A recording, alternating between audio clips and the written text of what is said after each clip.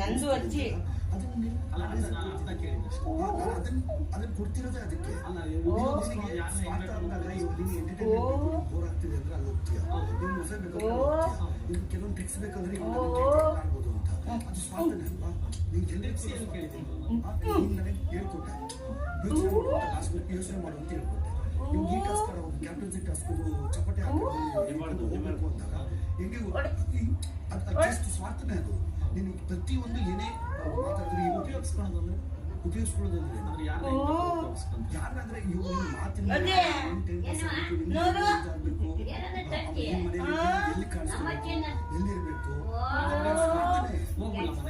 ನೀವು ಹೋಗ್ಬಿಡು ಅಂತ ಹೇಳಿದ್ರೆ ನೀವು ನನಗೆ ಏನಕ್ಕೆ ಕೊಟ್ಟೆ ಸ್ವಾರ್ಥ? ಗೆಲ್ಲಬೇಕು ಅಂತ ಬಂದ್ರೆ ಎಲ್ಲಿ ಸೇಫ್ ಆಗ್ಬೇಕು, ಜಗಳ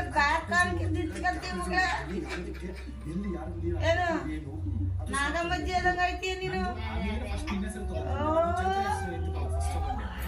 ಅದ್ರಲ್ಲಿ ನಂಗೆ ಕಾಣಿಸ್ತು. ಸೆಕೆಂಡ್ ನಿಮ್ದ್ರಲ್ಲಿ ಏನ್ ಬಂತು ಅಂದ್ರೆ ಜನ ಅಶಕ್ತ ಅಂತ